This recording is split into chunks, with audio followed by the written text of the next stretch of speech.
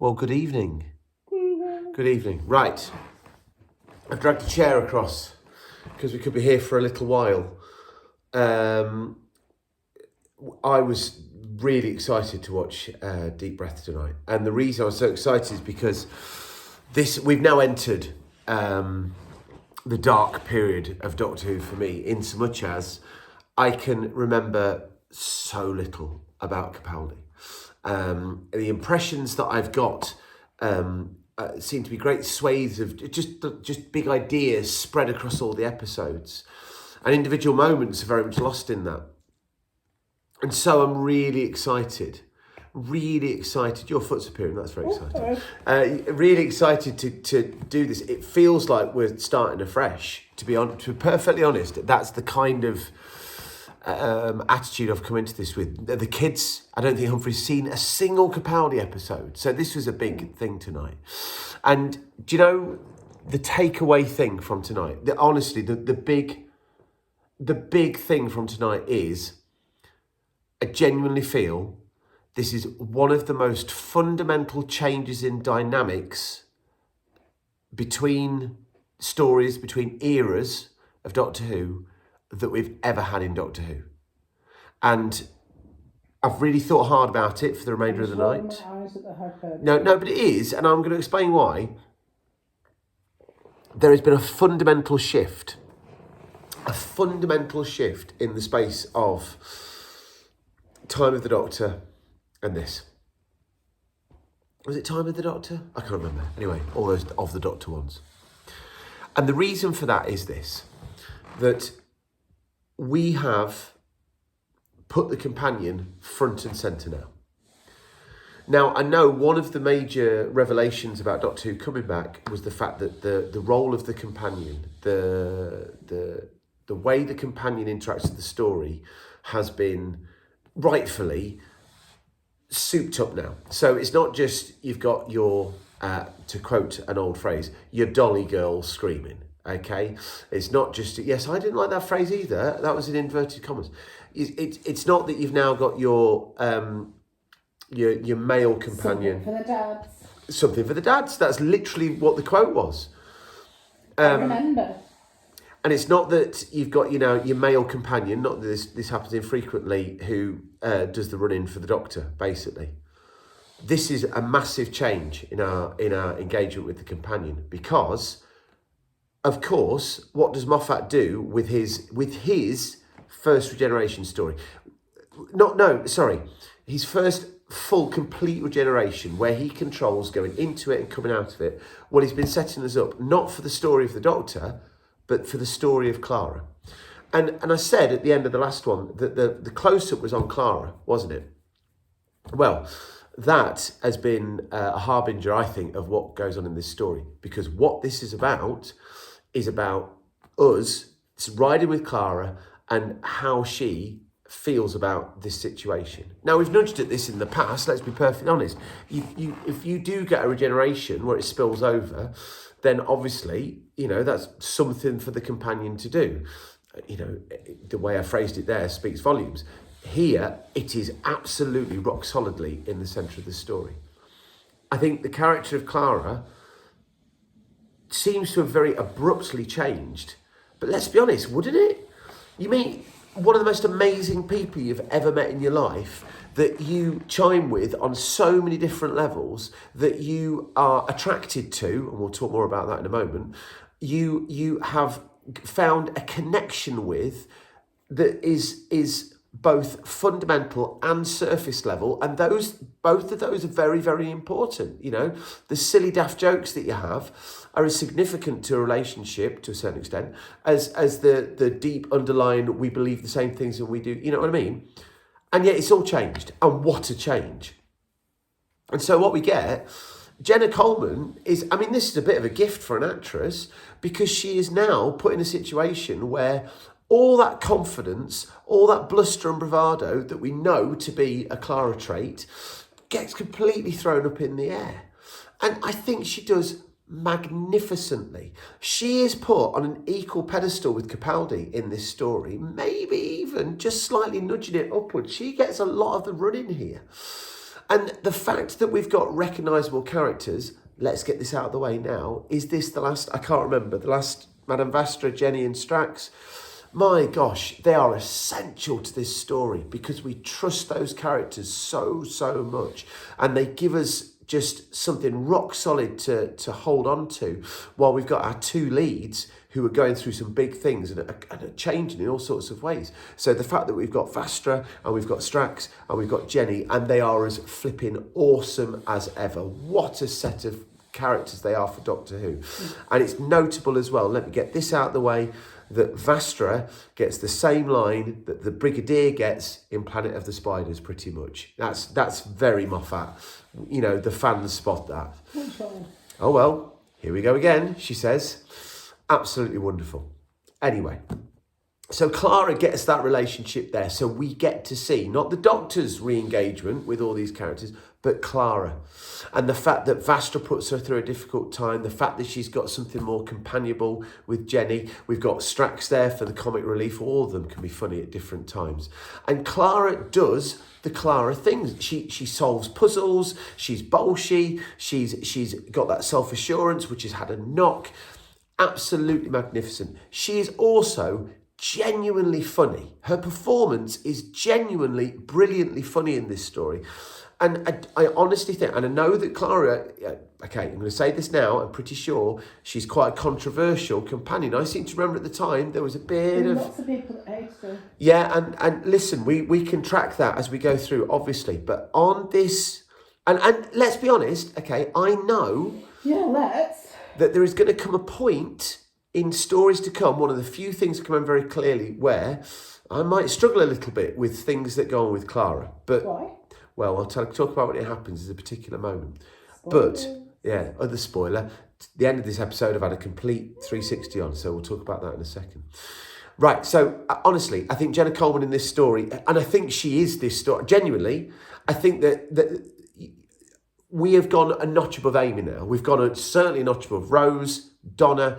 This is a companion having to do things that we've never seen a companion have to do before. A performance, taking on this most traumatic experiences. You know, do you just imagine if you'd given Nicola Bryant this to do, rather than just being throttled by Colin Baker in a wardrobe? I mean, come on. It wasn't in the wardrobe when she got throttled. You know what I mean? Right. So that's out of the way. But obviously, what's the headline story here for those of us not as attuned as you and I into what's going on in the background of the story? Well, we've got a new Doctor. Now, my gosh. A new Doctor, you say? My gosh. I said in one of our last videos that when we thought we were getting Capaldi, we thought we were getting comedy Capaldi. We thought we were getting, you know, ha-ha, funny. And yes... he's got, it's Peter Capaldi, I mean, for crying out loud, he's got away with his lines, but this Doctor, my gosh. Don't look at that mirror. He's angry. Now, it's notable, this is... He's furious, what do you say? Furious eyebrows, they're going to cede away from his face, and I mean... But the thing is, that for all the funny, it's quite bleak. I mean, this is a Doctor with a bit of an identity crisis going on, and this is something a bit more fundamental than flipping unravelling a scarf. This is something a bit more fundamental than not remember what your companion looks like. You've got a real sense here that this Doctor's... Oh, I'm too excited. This Doctor's having problems adjusting. And why could that be? Why is that? Well, it's a brand new regeneration cycle. I'm absolutely convinced now that in the story of the Doctor, whether this was Moffat's intention or whatever, but we've had a Doctor who thought this was it. That was it. It was going to be done, and it wasn't done. So this is a big change going back round. It's almost going back through the cycle again. Are we evoking a bit of Hartnell here? Well, I mean, when's the last time the Doctor's been this overtly grumpy? When's he been, you know, as untactile as this? Libby's pointed out before that even when Colin Baker was being at his grumpiest, he was still very avuncular and he was still very affectionate when the moment called for it. So we've got a brand new and yet really old Doctor who seems to be racked with uncertainty. And is this also because we've been, you know, talking about the War Doctor, this sense of owning the name of the Doctor? And not only is this a performance note, this is buried deep into the story because, of course, by the end, we don't know whether he pushed. We don't know whether he pushed. We do know. Moreover than that moment when he dumps Clara, now again, this is, no, RTD hasn't done this. When's the last time that we've had a doctor that's done this? I'll tell you when, it was McCoy. So, well, it was. But We didn't need some suspense for very long, Harry. Oh, well, okay, fair play. But genuinely, and I remember watching it the first time, that made me deeply uncomfortable. Deeply, deeply uncomfortable. When he leaves her at the door and just goes. And then she holds her hands out behind her. Oh, what a moment.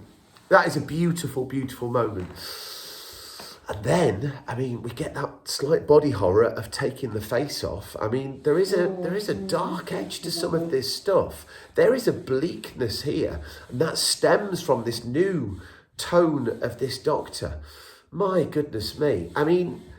Capaldi comes in with an intent here.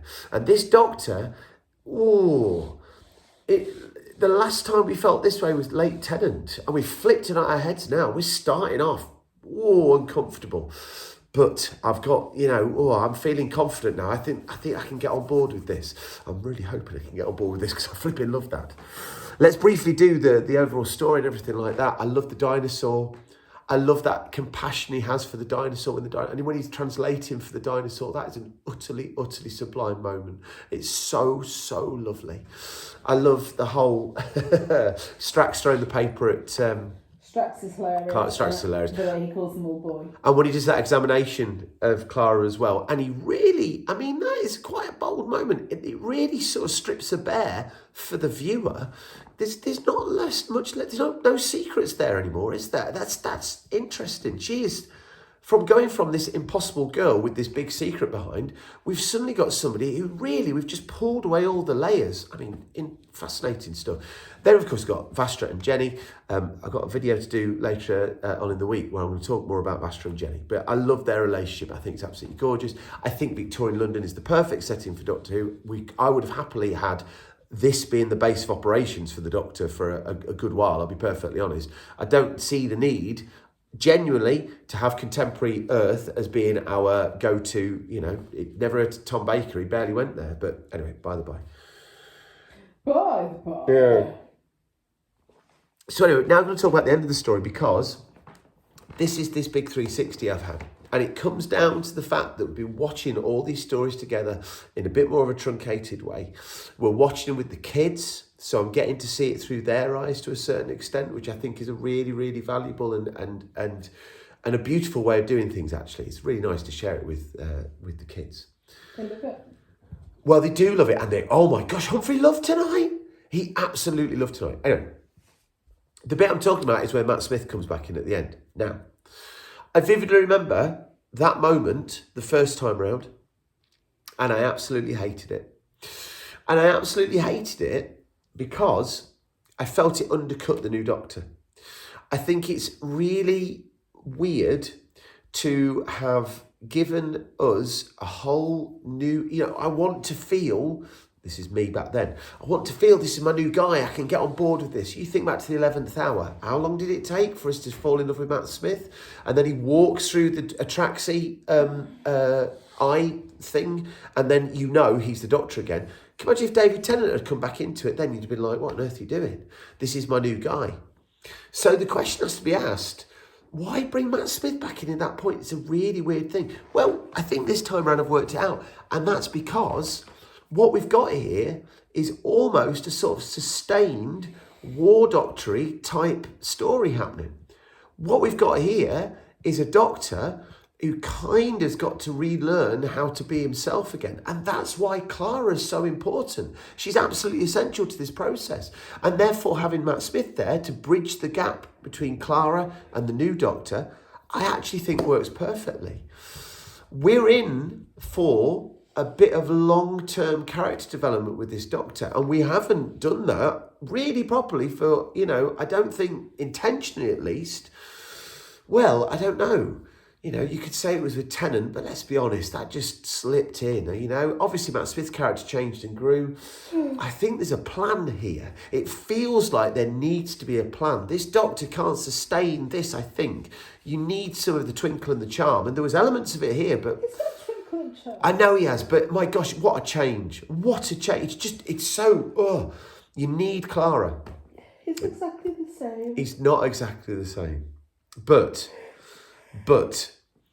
and I'm going to finish in a minute because Libby's about to fall asleep and my asleep wife needs to be in bed. But the line that got us tonight, both me and Lib, and it is the most beautiful moment, is when he says to Clara, and this has already been evoked in the episode beforehand, he says, "I'm not your boyfriend, Clara." And she goes, "I never thought you were." And he said, "I didn't say it was your mistake."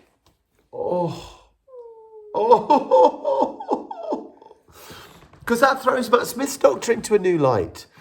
That isn't the Doctor, is it? That was a version of the Doctor who was, as I said, was embracing all of this glory of life, you know, really starting to experience the last time round, experience what it was to be human, to be alive in this bountiful universe. He's not a human. And now, well, he's not, and that's the point. Because he's going round again.